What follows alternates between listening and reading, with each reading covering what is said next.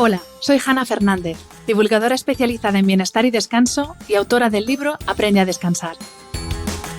Quiero darte la bienvenida a un nuevo episodio de mi programa de podcast A Guide to Live Well, una guía práctica de bienestar en la que descubrirás de la mano de los mayores expertos cómo cuidar tu salud y tu entorno para vivir más y vivir mejor. El cerebro es el órgano del pensamiento. Nos permite adquirir conocimientos y experiencias nuevas, determina nuestro comportamiento y nos permite adaptarnos al entorno.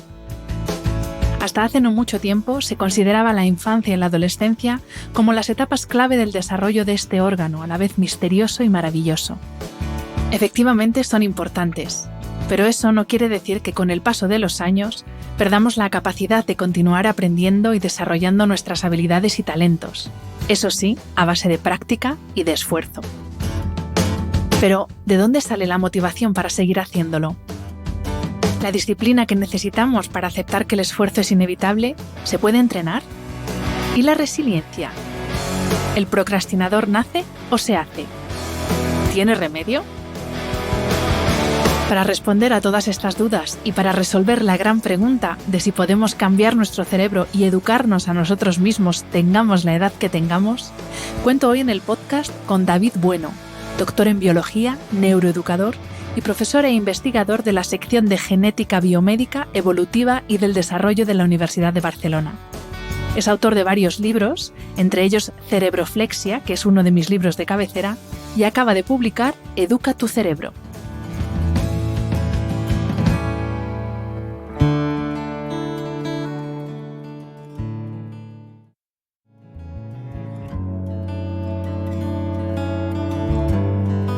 David Bueno, bienvenido al podcast de Hanna Fernández. Es todo un honor para mí tenerte aquí. Ya te decía antes de empezar a grabar que uno de tus libros, Cerebroflexia, es como la Biblia del cerebro para mí.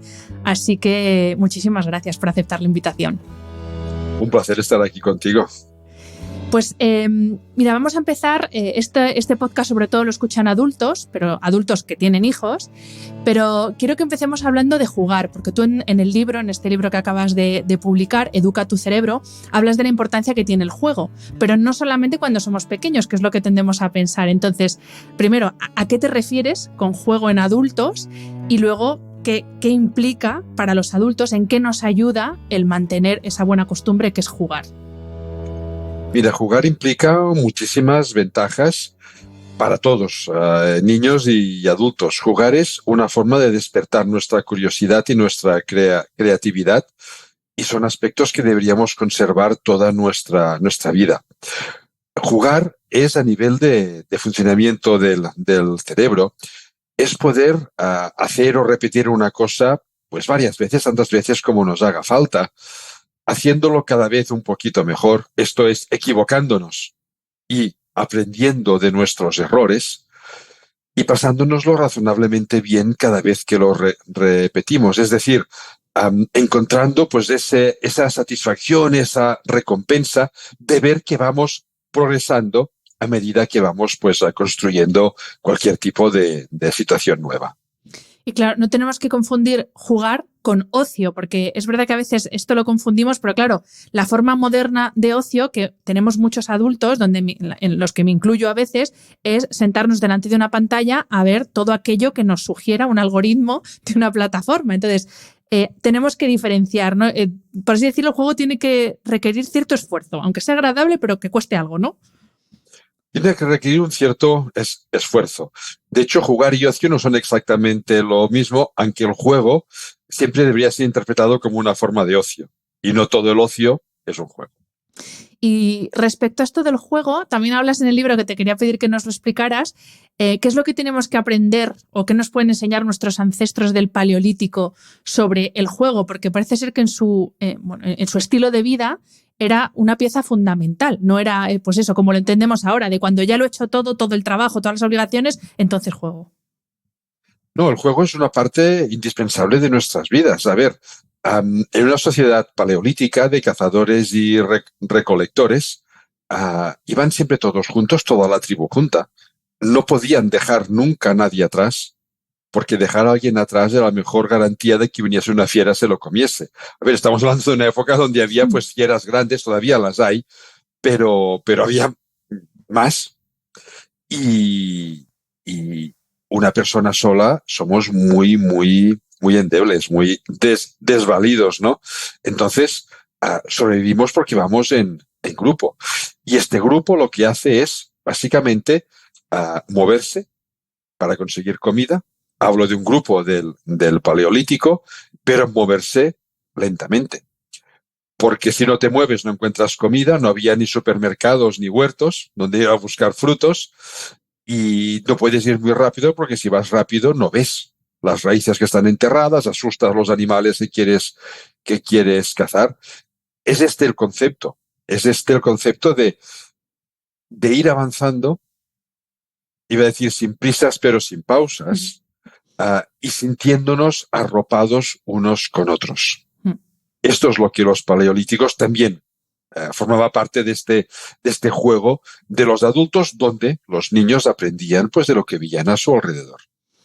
Decías antes que el juego tiene un componente de cierto esfuerzo, pero que también tiene un componente de resultar placentero o satisfactorio en algún momento, porque si no, obviamente, no lo repetiríamos.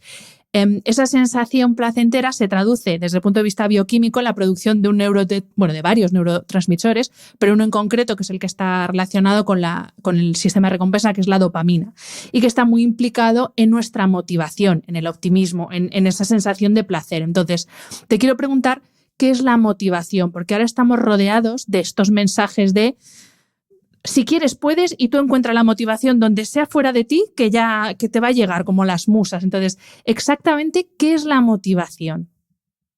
Mira, yo lo primero que diría es que le tengo un poco de manía a si quieres, puedes, que es una frase, de la psicología positiva, que es muy positiva como psicología, pero esta frase llevada al extremo y sacada de contexto es terrible, porque muchas veces quieres y no puedes. Y entonces la frustración puede llegar a ser pues una losa que te pesa encima, ¿no? Dentro de esto, otra aclaración. No es lo mismo felicidad que bienestar.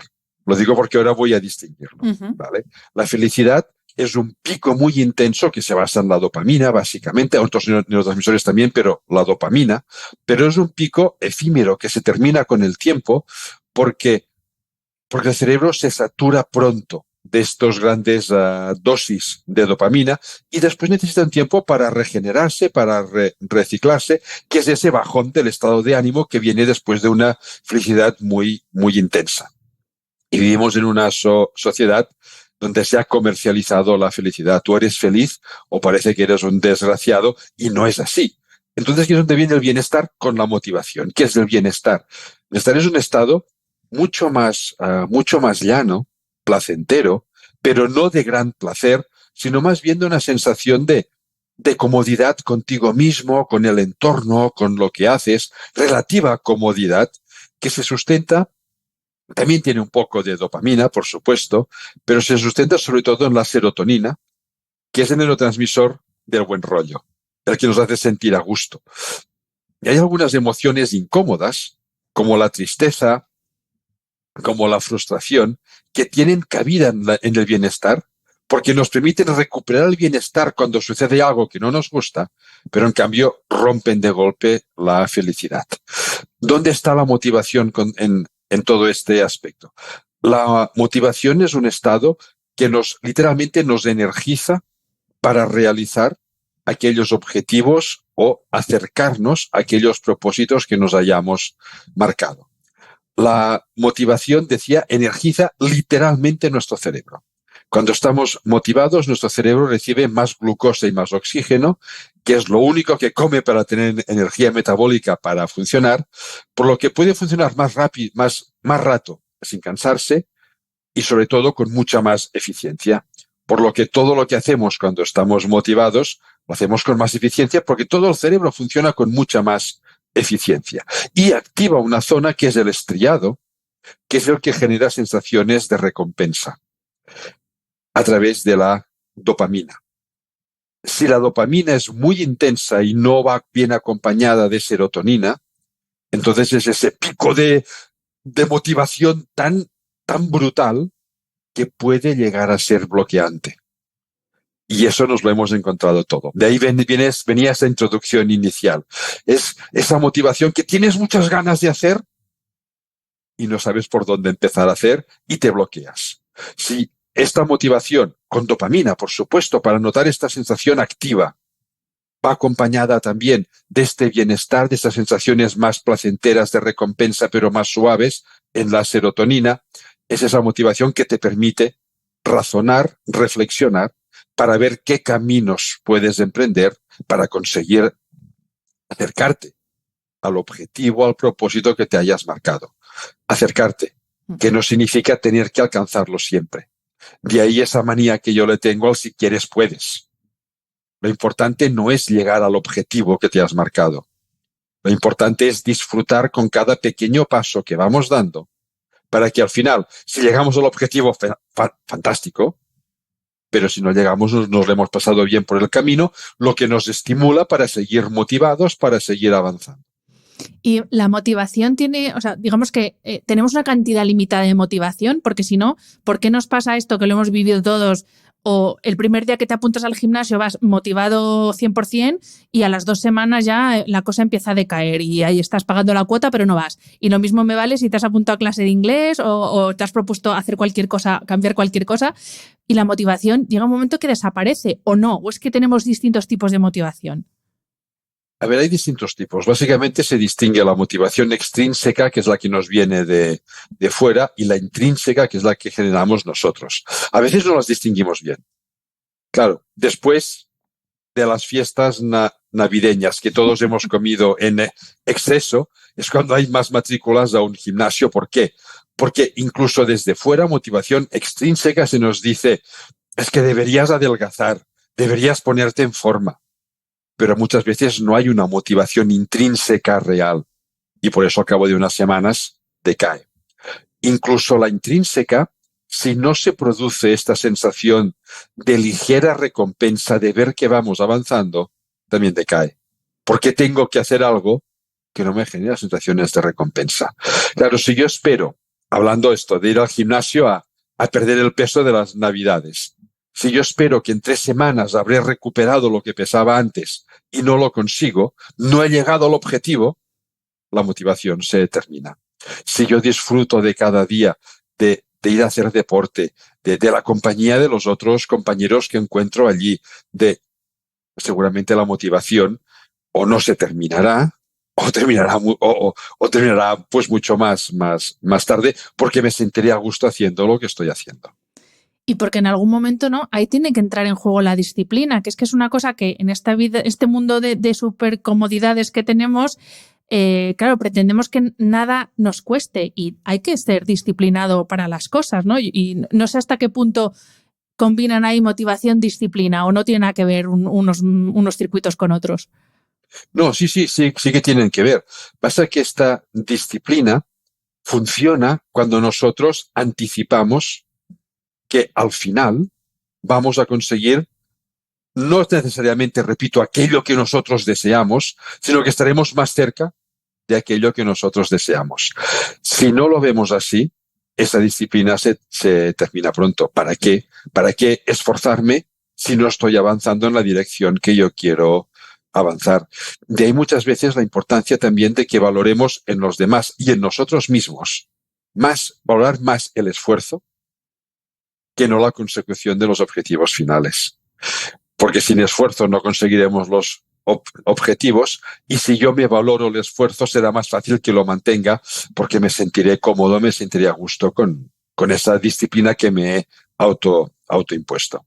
Bueno, de eso de hecho también hablas en el libro de gestionar también el error como una parte del proceso y eso también es verdad que por lo menos aquí en nuestra cultura, yo pienso en los americanos como que les están más acostumbrados a pues emprendo y siguen adelante. Aquí sin embargo das un tropiezo, tienes un fallo y es como madre mía voy a esconderme porque he fallado y esto también es un arte, o sea hay que aprender a manejarse también cuando no vienen bien dadas. Sí, en esto tenemos, voy a decir, no sé si mala suerte, pero vivimos en una cultura, la cultura mediterránea en general, penaliza el error y muchas veces te hace vivir el error como un punto y final. Te has equivocado, es que esto no te va bien, dedícate a otra cosa.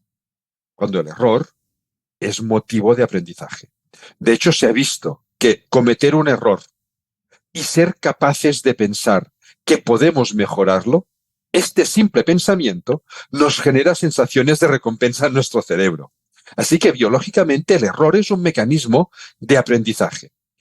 Culturalmente aquí lo penalizamos y hay otras culturas que no.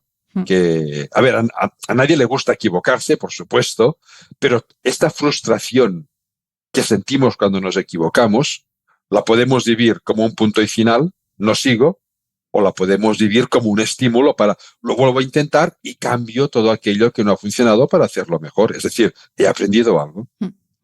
Voy a volver a hacer otra vez referencia al Paleolítico, en este caso para pensar en cómo está diseñado nuestro cerebro, mejor dicho, cuándo se diseñó el cerebro que todavía tenemos ahora.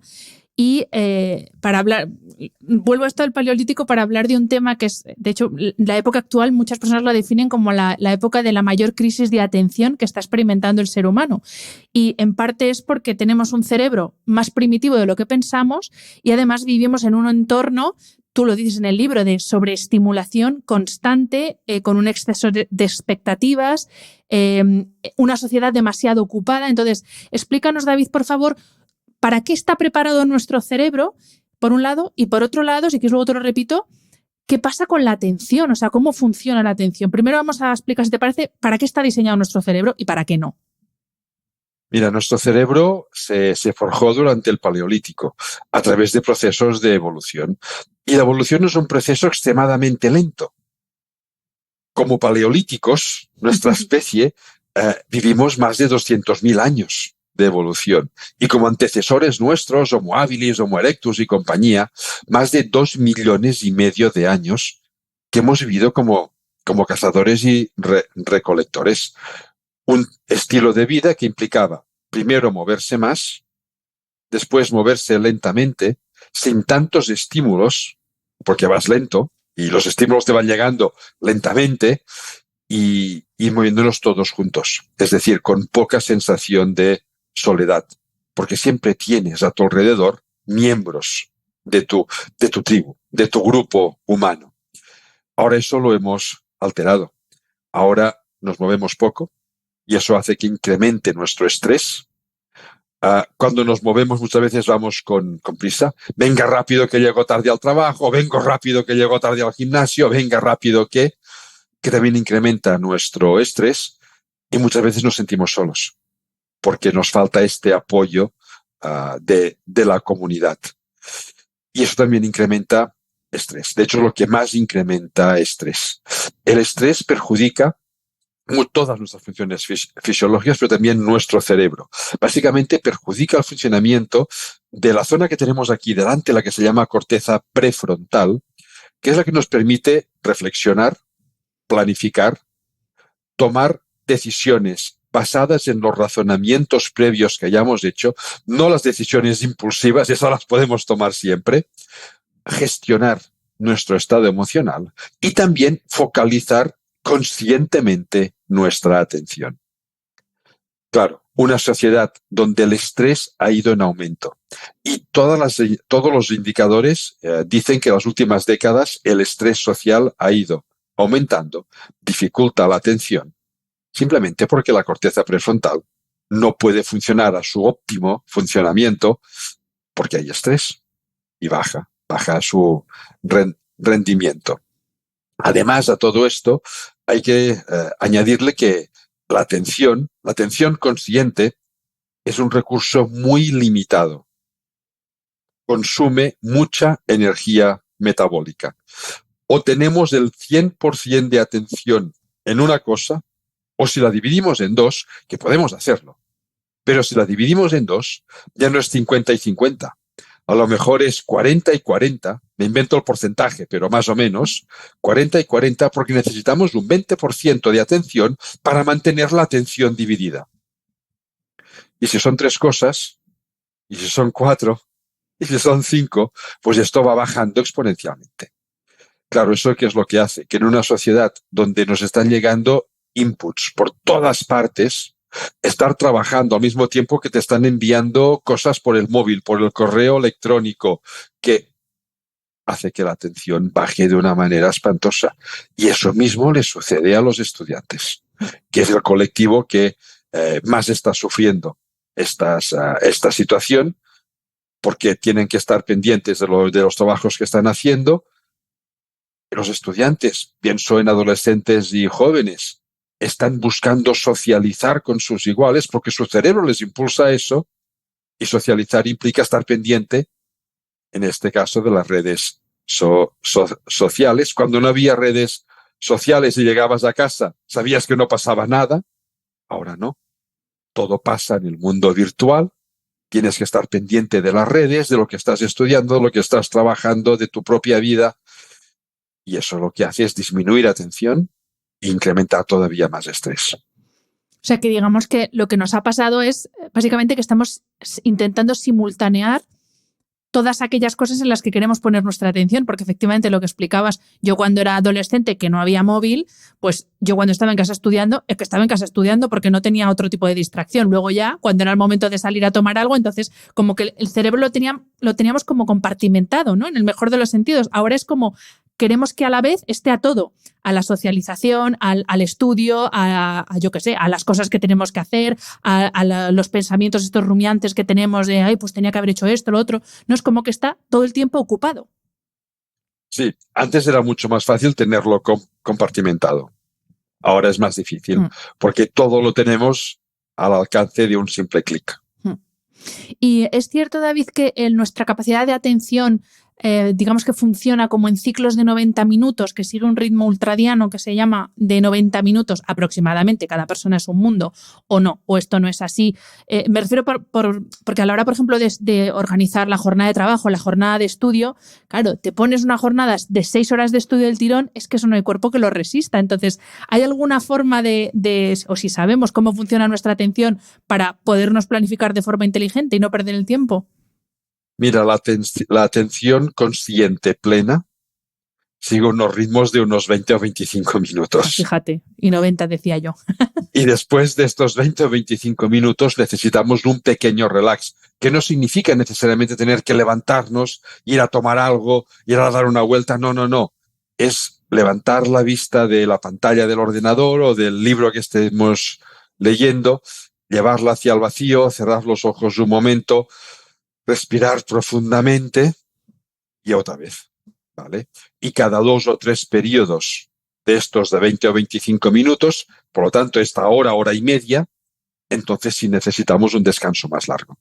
Unos 10 minutos, ahora sí, levantarnos, ir a dar una vuelta, ir a tomar algo, a mirar por la ventana. Entonces sí, necesitamos un periodo más largo porque si no el cerebro se va agotando y al final estar 6 horas de un tirón es que pierdes buena parte de ese tiempo. Por supuesto, cada persona es diferente, ¿eh? Eso es un promedio. Habrá personas que a lo mejor no puedan estar más de 15 minutos plenamente concentradas y otras que a lo mejor pueden estar, pues, no sé si 45 minutos o una hora incluso. No creo que tanto, pero bueno. Y David, volviendo al tema del esfuerzo, yo es que, como verás, tengo un poquito de fijación con cómo está diseñado el mundo moderno, que no tiene nada que ver con cómo estamos diseñados nosotros.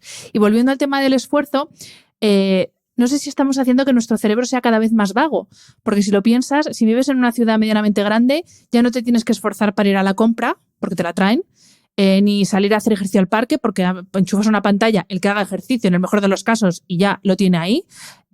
¿Para qué pensar cómo llegar a un sitio si total abres Maps y te dice cómo tienes que ir como si fueras casi como un niño pequeño? Ahora gira a la derecha, ahora da 3 pasos. Entonces, estamos haciendo, o esto no es tan perjudicial, o con mi teoría, estamos haciendo que nuestro cerebro sea más vago, no quiero decir más tonto, pero bueno, hay gente que dice que sí, que nos estamos haciendo cada vez más tontos. No, más tontos seguro que no, porque el cerebro se adapta a lo que encuentra y el entorno ahora es diferente y exige otras cosas. Y más vagos yo creo que tampoco, precisamente por eso, porque exige otras cosas. El problema muchas veces está en que medimos nuestro esfuerzo actual con los parámetros de hace 20 o 30 años. Y el esfuerzo lo dedicamos a otra cosa. Ahora a lo mejor, pensando en estudios, memorizamos menos. Sí, claro, es que lo hemos externalizado en la tecnología digital, en la nube.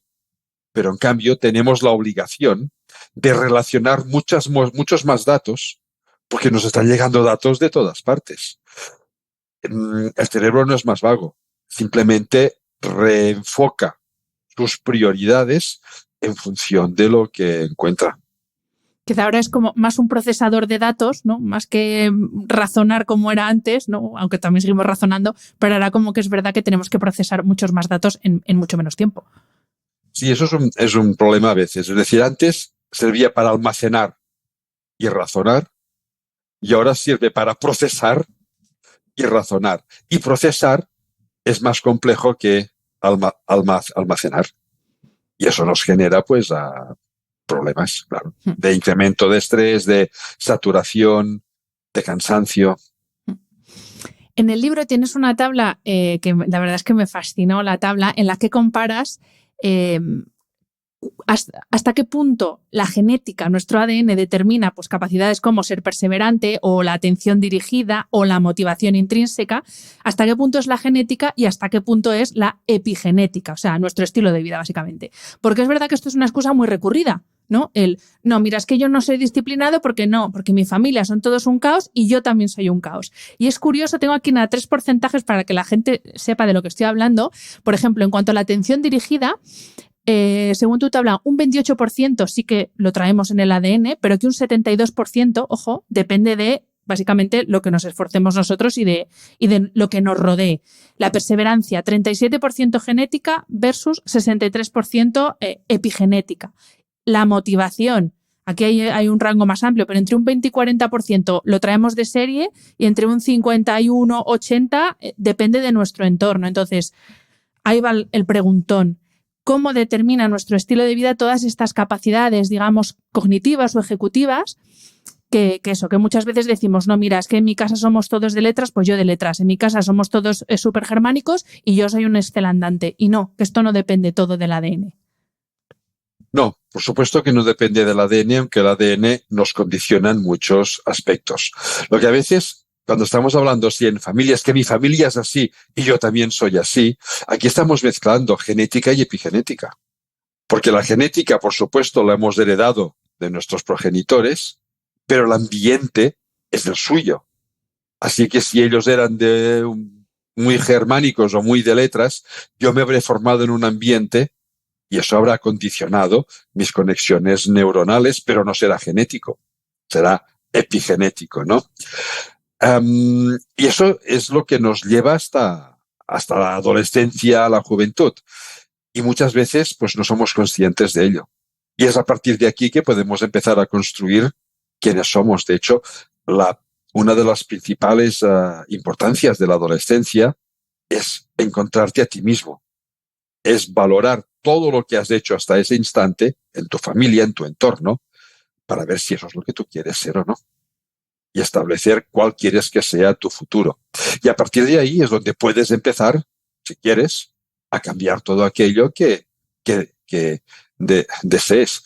Que se puede cambiar siempre porque el cerebro es plástico y es maleable, pero ya venimos condicionados, por lo tanto, con un peso encima de nuestra genética y de nuestra epigenética previa.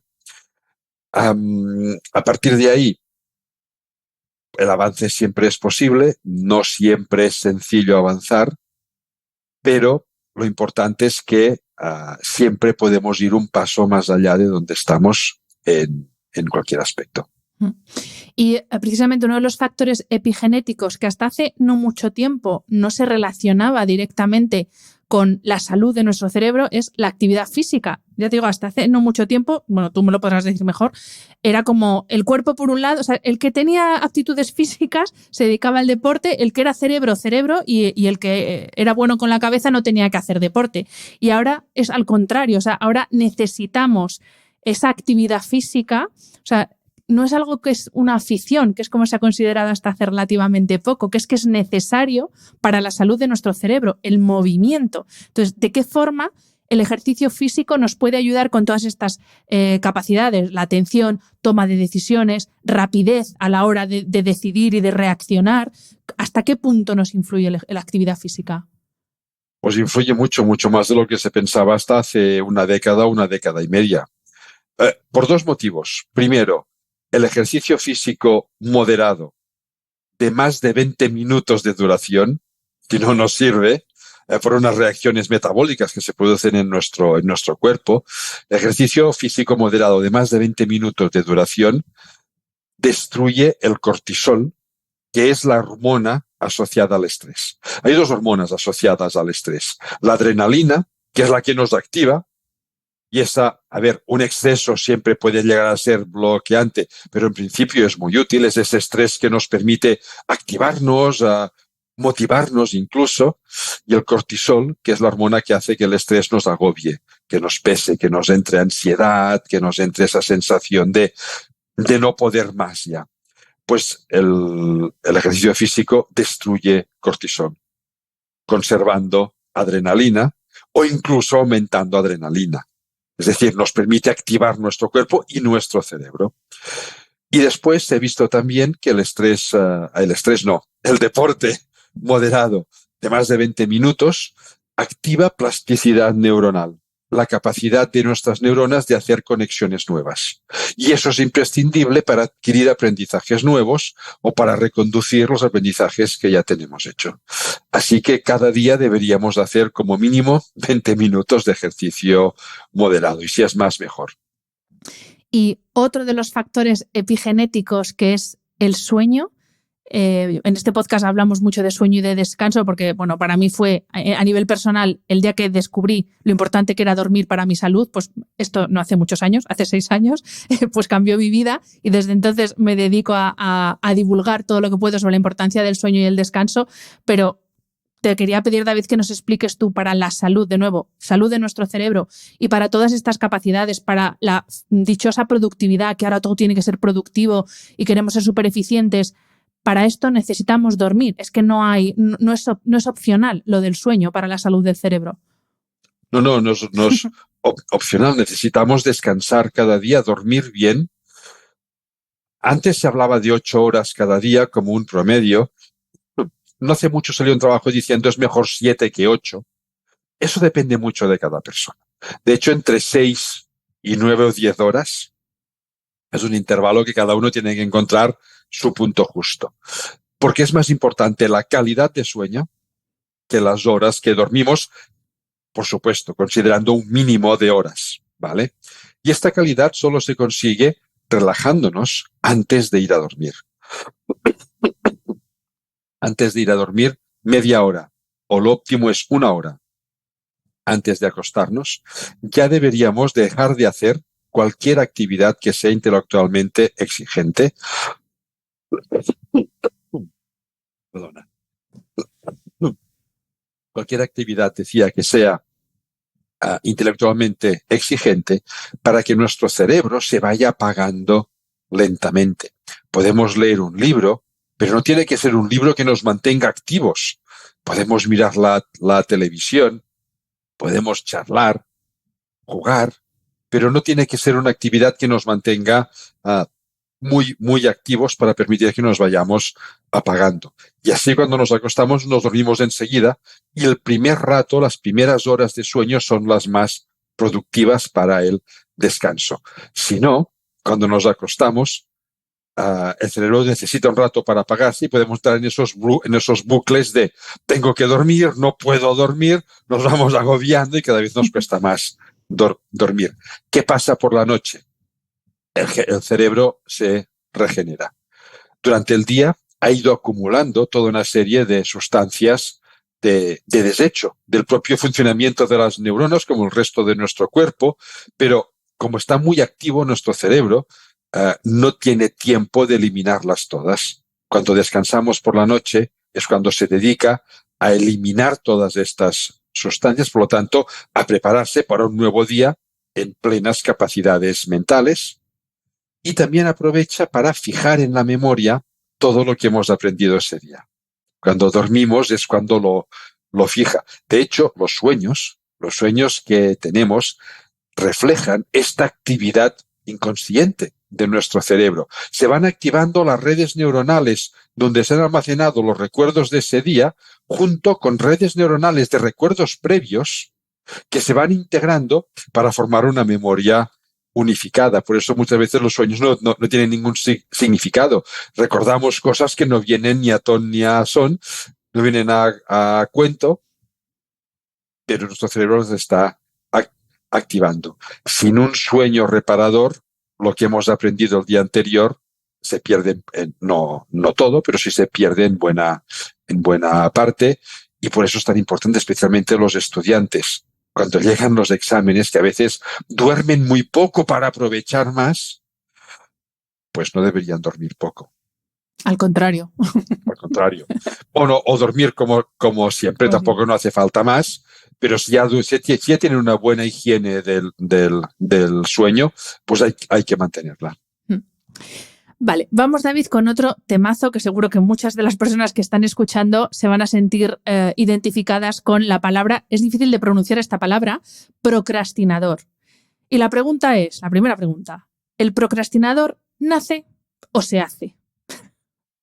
A ver, seguro que hay componentes genéticos. Yo honestamente no he leído ningún trabajo que lo cuantifique en porcentaje, como en otros campos sí, pero hay componentes genéticos porque los hay en todos los aspectos de nuestra vida, física y mental. Así que seguro que lo hay. Y después también se hace. Se hace en función de cómo hemos vivido, del ambiente donde nos hemos educado, de aquello que hemos visto en nuestro entorno. Claro, una persona que está acostumbrada a que los esfuerzos no le resultan recompensantes, preferirá procrastinar. Claro, procrastinar, ¿qué es? Es cuando sé que tengo que hacer una cosa que requiere un esfuerzo, pero que me da pereza. El esfuerzo nos puede dar pereza a todos, no pasa nada por tener pereza. Pues prefiero hacer otras cosas que no tengo por qué hacer, pero que me resultan agradables, y voy dejando para más tarde, aquello que sí seguro tengo que hacer. Claro, si yo me he acostumbrado a que estos esfuerzos me generan una cierta sensación no digo de grandes placeres, pero sí de comodidad, de recompensa, pues ya no procrastinaré o no lo haré tanto, o no durante tanto tiempo. Pero por lo que dices en el libro, digamos que esto es como un tipo de procrastinador, porque luego también hay otro tipo de procrastinación que es personas con baja autoestima o que son muy autoexigentes y que retrasan hacer algo por miedo al fracaso, no porque no les guste. Y yo aquí, la verdad es que al leerte me he sentido identificada y he dicho, ostras, cosas que me encanta hacer, pero que me imponen mucho respeto porque me da miedo, pues yo qué sé, es algo que voy a hacer delante de mucha gente y me da miedo hacerlo mal, y como que lo voy dejando hasta el último momento. Entonces también las personas que somos muy exigentes con nosotros mismos, también tenemos que vigilarnos esto. Sí, es una derivada de lo que estaba contando. Si yo soy muy autoexigente o tengo poca autoestima, anticipo que ese esfuerzo no me va a resultar recompensante. Si soy muy exigente porque no conseguiré al 100% aquello que yo quería, y si tengo baja autoestima, porque pienso que no voy a conseguir nada. Y como no voy a conseguir nada, pues ¿para qué hacerlo? No anticipo esa recompensa total, que es lo que nos gusta a todos. Pero esa idea de que el procrastinador es como un vago, como el eufemismo de vago, nada que ver con la realidad. No, va por otro camino. Y en cuanto a la resiliencia, porque esto cuando hablábamos antes de aprender a gestionar el fracaso, también el ser resiliente ayuda mucho en la vida, ya no solo en el ámbito laboral, porque al final explícanos tú mejor qué es la resiliencia y sobre todo cómo podemos trabajar el ser resilientes cuando, imagínate una persona que ha crecido en un ambiente entre algodones, hiperprotegido, esa persona le va a costar mucho ser resiliente. Entonces, ¿qué es la resiliencia y luego cómo la podemos entrenar, si es que esto se puede entrenar? Mira, la resiliencia es la capacidad de superar los obstáculos y las frustraciones de la vida, a veces incluso situaciones terribles, siguiendo adelante. Y eso implica evitar la ruminación. La ruminación es ese acto mental que vamos dando vueltas a una misma idea que no nos deja vivir, pues es dejarlo atrás, y es aprendiendo lo que no ha ido bien para no volver a caer en el mismo error. Eso sería la resiliencia. La resiliencia se basa en esta capacidad de superación que que debemos tener. Claro, una persona que ha vivido sobreprotegida, pues va a tener más dificultades después para ser resiliente. De ahí la importancia de no sobreproteger a nuestros hijos e hijas, de no dejar que nos sobreprotejan a nosotros, sino de afrontar las situaciones. Pero aquí es importante entonces ver el error, lo que decíamos antes, como fuente de aprendizaje. Si a mí me da miedo equivocarme, preferiré que me lo haga otro. Pediré que me sobreprotejan.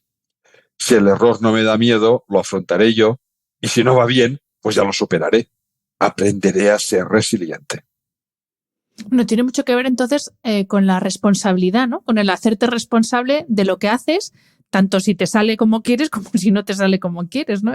Pues es el ser responsable de lo que uno hace y no esperar que venga otro a resolverte el papel. Sí, forma parte del empoderamiento que debería consolidarse durante la adolescencia para llegar a la juventud siendo una persona empoderada, es decir, capaz de tomar tus propias decisiones asumiendo la responsabilidad por las decisiones que tomas. Claro, una persona, eso también tiene mucha relación con la confianza y la autoconfianza. Una persona que no confía en sí misma preferirá que decidan los otros por ti por si acaso no lo hago bien. Cuando no lo hagas bien, la resiliencia también te va a ser mucho más difícil porque prefieras que sean otros los que te ayuden a superar ese obstáculo. Y la confianza se trabaja desde la primera infancia. Hay que trabajarla como uno de los caminos que nos lleva también a la resiliencia. Pues David, me gustaría terminar esta entrevista volviendo a esa distinción que hacías al principio entre felicidad y bienestar. Por lo que tú decías, porque vivimos en un mundo en el que se nos insta a ser felices constantemente y yo pretendo con mi trabajo todo lo contrario, no tanto el buscar la felicidad inmediata, sino el lograr un estado de bienestar constante en la medida de lo posible con las cosas buenas y las cosas malas. Y haces distinción al final del libro, con esta comparativa felicidad-bienestar, entre el placer hedónico y el placer eudemónico. Que esto suena ahora muy estoico, que está como muy de moda hablar del estoicismo, pero es que esto ya Aristóteles, como bien dices en el libro, ya hablaba de este tema. Entonces, si te parece, me gustaría cerrar con una reflexión en este sentido y sobre todo de cómo podemos dominar en el mejor de los sentidos el cerebro para no dejarnos arrastrar por esa felicidad inmediata, por ese chute de dopamina y buscar ese bienestar más calmado. Mira, lo importante para mí es tener claro que siempre podemos seguir avanzando. Porque si piensas que no puedes seguir avanzando, buscarás el placer inmediato. Lo hago ahora porque después a lo mejor no puedo hacerlo. Y aprender a disfrutar de cada pequeño paso que vamos dando. Y sobre todo cuando este disfrute tiene un componente social. Es este placer eudemónico. El hedónico es me lo paso bien yo y los demás me da igual. Y el eudemónico es sí, yo me lo paso bien, pero me lo paso bien porque estoy contribuyendo a que mi entorno también sienta cierto nivel de bienestar. Claro, este bienestar no tiene fecha de caducidad, así que es lo que nos impulsa a seguir avanzando. Y para seguir avanzando necesitamos objetivos y propósitos vitales. Se ha visto que las personas que tienen o que tenemos propósitos vitales a medio y a largo término, en los tests sobre bienestar puntuamos mucho más alto. Y esto no solo para el bienestar, para mantener la motivación, para tener más capacidad de atención, para todo lo que hemos hablado antes. Sí, claro, este bienestar implica más capacidad de motivación. Si estamos motivados, más capacidad de esfuerzo, un esfuerzo que además percibimos como más recompensante, y a partir de aquí empieza pues un círculo vicioso que cuando empieza es fantástico y no nos permite dejar de avanzar constantemente. Pues David, muchísimas gracias por este rato que hemos compartido. Gracias por tus libros, que de verdad son maravillosos. Espero que sigas escribiendo muchos más. Y lo dicho, muchísimas gracias. Ha sido un placer. Pues muchas gracias a ti y un placer también para mí. Espero que hayas disfrutado del episodio. Este programa de podcast es independiente y en abierto gracias al apoyo económico de marcas que apuestan por mi trabajo y confían en mí para ayudarles a comunicar su mensaje. Los expertos que aceptan mi invitación a intervenir en este programa no tienen ningún tipo de vinculación con dichas marcas a menos que se especifique lo contrario. Y todo el contenido de mi podcast, página web y redes sociales que haya sido patrocinado irá acreditado como tal. Gracias por ayudarme a que este proyecto siga siendo viable e independiente visitando la web de mis anunciantes, dejando reseñas, comentarios y valoraciones en las distintas plataformas de reproducción y compartiendo mi contenido en tus redes sociales. Mil gracias por estar al otro lado. Nos escuchamos en el próximo episodio.